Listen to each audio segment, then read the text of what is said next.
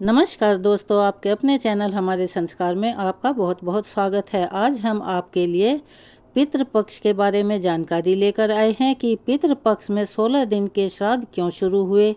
जैसा कि पौराणिक कथाओं के अनुसार कहा जाता है कि ये कर्ण की एक भूल के कारण पितृपक्ष और श्राद्ध शुरू हुए थे। लेकिन उससे पहले अगर आप हमारे चैनल पर नए हैं और अभी तक आपने चैनल को सब्सक्राइब नहीं किया है तो आप सभी से हाथ जोड़कर निवेदन है कि प्लीज़ हमारे चैनल को सब्सक्राइब करें, वीडियो को लाइक करें, ज़्यादा से ज़्यादा शेयर करें ताकि यह कथा के रूप में जानकारी और लोगों तक भी पहुंच सके, उन्हें भी इसका लाभ प्राप्त हो सके।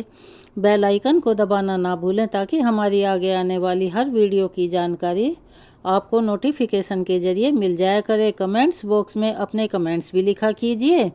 जय श्री कृष्णा, राधे राधे, हर हर महादेव लिखना भी ना भूलें। तो चलिए अब आपको बताते हैं पितृपक्ष की पौराणिक कथा। हिंदू धर्म में पितृपक्ष की अवधि को बहुत ही महत्वपूर्ण माना जाता है। इन दिनों में पितरों के निमित्त श्राद्ध, तर्पण और पिंडदान आदि करने का विधान है। ऐसा माना जाता है कि इससे उन्हें तृप्ति मिलती है और मुक्ति मिलती है। वे हमें सुख समृद्धि का आशीर्वाद देते हैं। यह भाद्रपद पूर्णिमा से आश्विन अमावस्या तक चलता है। पितृपक्ष में तर्पण और पिंडदान से पितृ प्रसन्न होते हैं।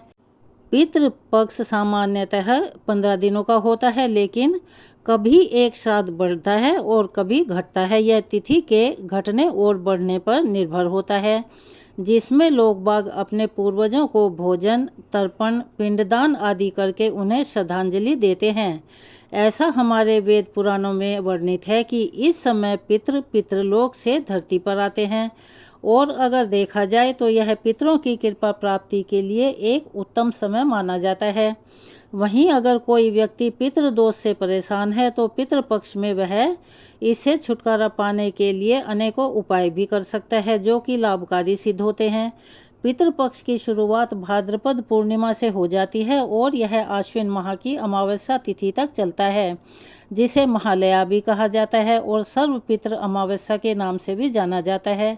इस बार पितृपक्ष 17 सितंबर 2024 से शुरू हो गया है, जो कि 2 अक्टूबर तक रहेगा। इस दौरान लोग अपने पितरों के निमित्त आश्विन कृष्ण पक्ष में तर्पण और श्राद्ध कर्म, पिंडदान आदि करते हैं। इन्हें श्राद्ध के नाम से जाना जाता है।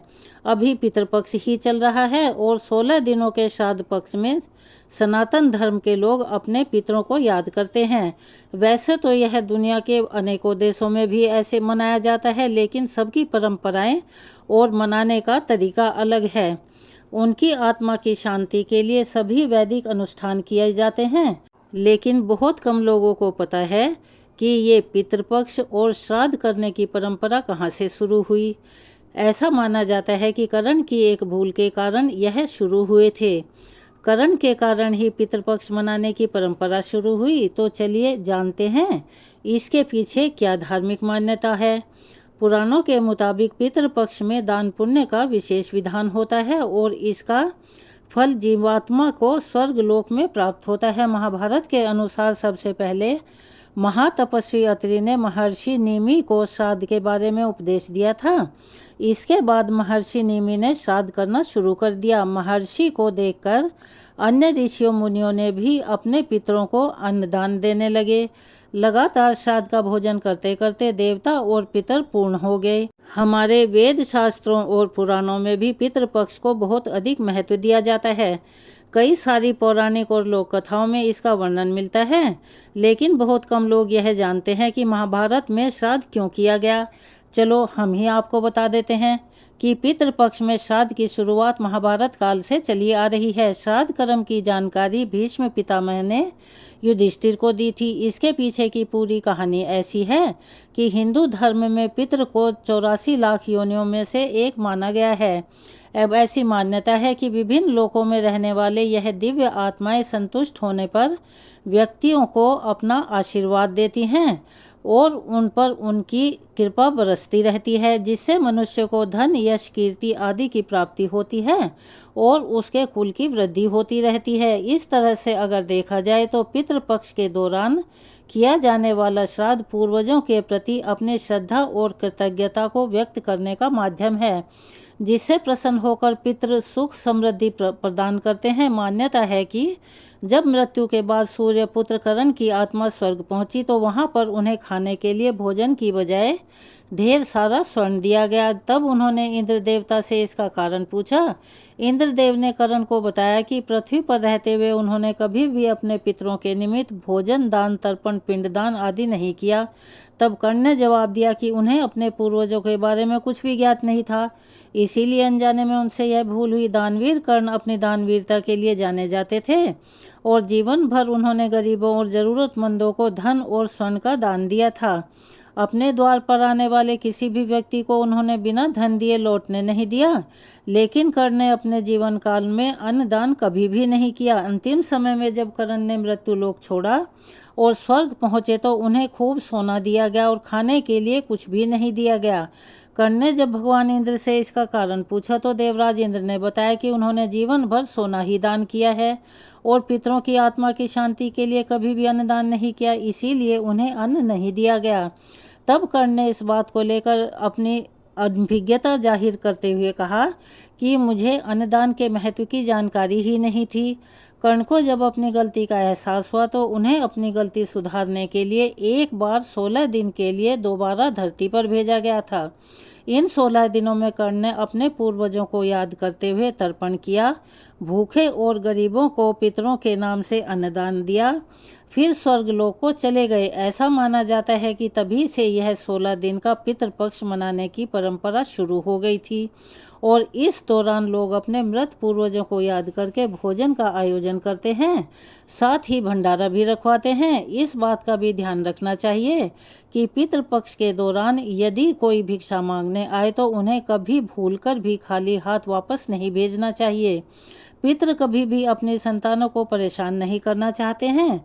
वे बहुत दयालु प्रकृति के होते हैं, लेकिन संतानों की उपेक्षा से वे परेशान हो जाते हैं, क्योंकि संतान के द्वारा श्राद्ध कर्म और पिंडदान आदि करने पर उन्हें तृप्ति और संतुष्टि मिलती है। वे अपनी संतानों को धन धान्य और खुश रहने का आशीर्वाद देते हैं। पितृ कभी भी यह नहीं चाहते कि उनकी संतान, उनके वंशज उन्हें तृप्त करने के लिए बहुत ज़्यादा कुछ करें। वे श्रद्धा भाव से किए गए श्राद्ध को खुशी के साथ स्वीकारते हैं। ऐसा भी कहा गया है कि श्रद्धा के बिना श्राद्ध अधूरा होता है। पितृपक्ष की पौराणिक कथा।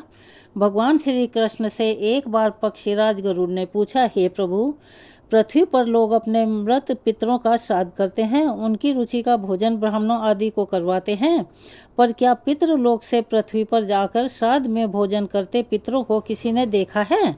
भगवान श्री कृष्ण ने कहा, गरुड़, तुम्हारी शंका का निवारण करने के लिए मैं देवी सीता के साथ हुई घटना सुनाता हूँ। सीता जी ने पुष्कर तीर्थ में अपने ससुर आदि 3 पितरों को श्राद्ध में निमंत्रित ब्राह्मणों के शरीर में देखा था। वह कथा सुनो। भगवान श्री कृष्ण कहते हैं, हे गरुड़, यह बात तो हर कोई जानता है और तुम्हें भी ज्ञात ही होगा कि श्री राम अपने पिता दशरथ की आज्ञा के बाद वन को चले गए थे। साथ में देवी सीता भी थी और श्री राम को जब यह पता लग चुका था कि उनके पिता उनके वियोग में अपने शरीर का त्याग कर चुके हैं, वे जंगल जंगल घूमते हुए सीता जी के साथ श्री राम ने पुष्कर तीर्थ की भी यात्रा की थी।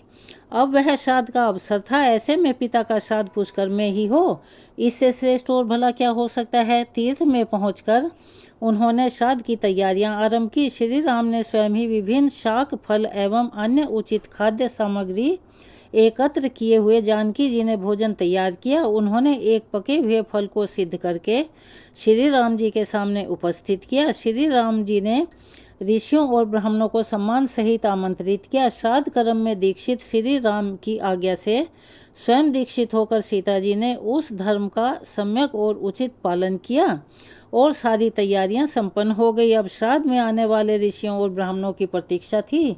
उस समय सूर्य आकाश मंडल के मध्य में पहुंच गए थे और कुतुब मुहूर्त यानी दिन का 8वां मुहूर्त अर्थात दोपहर हो गई थी। श्राद्ध कर्म दोपहर को ही किए जाते हैं। श्री राम ने जिन ऋषियों को निमंत्रित किया था वे सभी आ चुके थे।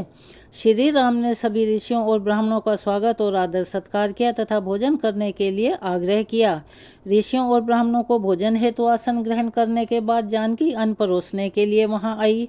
उन्होंने कुछ भोजन बड़े ही भक्तिभाव से ऋषियों के समक्ष उनके पत्तलों से बनी थाली पर परोसा। वे ब्राह्मणों के बीच भी गई, पर अचानक ही जानकी भोजन करते हुए ब्राह्मणों और ऋषियों के बीच से निकली और तुरंत वहां से दूर चली गई। सीता जी लताओं के मध्य छिप कर जा बैठी। यह क्रियाकलाप श्री राम जी भी देख रहे थे। सीता जी के इस कृत्य से श्री राम कुछ चकित हो गए।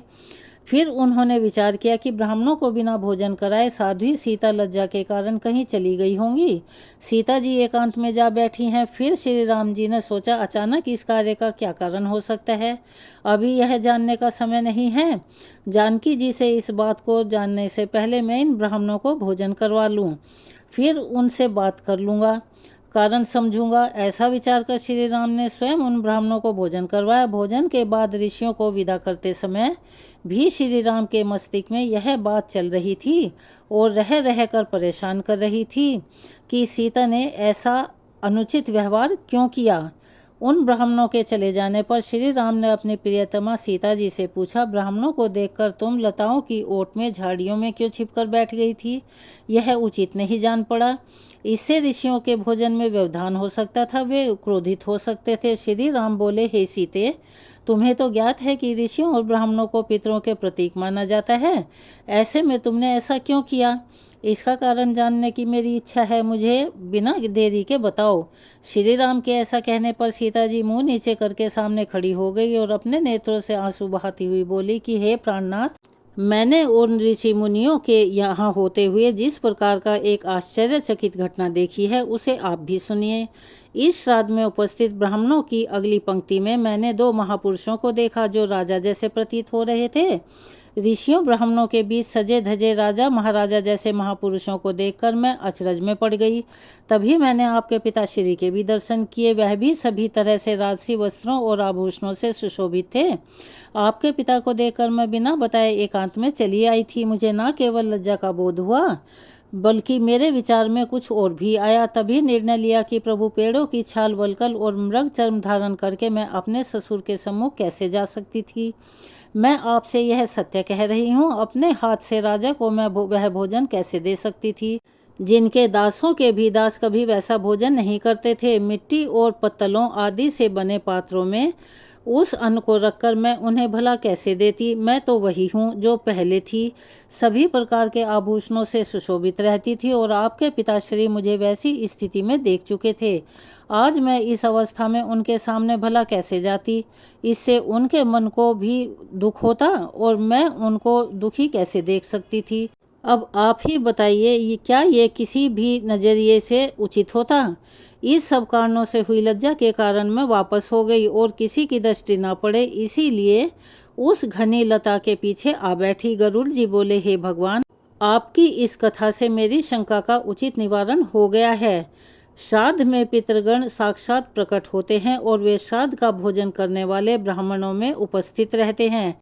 इसीलिए श्राद्ध कर्म, पिंडदान और दान इन 16 दिनों में करना बहुत आवश्यक होता है। और जो भी वंशज पितृपक्ष में अपने पितरों का मान सम्मान करते हैं उनके निमित्त श्राद्ध, दान, पिंडदान आदि श्राद्ध कर्म करते हैं, वे हमेशा अपने पितरों के आशीर्वाद के अधिकारी बने रहते हैं।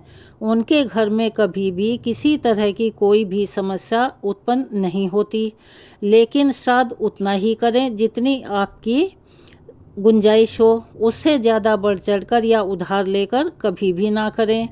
अगर आप हमारे चैनल पर नए हैं और अभी तक आपने चैनल को सब्सक्राइब नहीं किया है तो आप सभी से निवेदन है कि प्लीज़ हमारे चैनल को सब्सक्राइब करें, वीडियो को लाइक करें, ज़्यादा से ज़्यादा शेयर करें ताकि यह जानकारी और लोगों तक भी पहुंच सके। बेल आइकन को दबाना ना भूलें ताकि हमारी आगे आने वाली वीडियो की जानकारी आपको नोटिफिकेशन के ज़रिए मिल जाया करे। कमेंट्स बॉक्स में जय श्री कृष्णा, राधे राधे, हर हर महादेव लिखना ना भूलें। अपना सहयोग और प्यार हमें ऐसे ही देते रहें। धन्यवाद।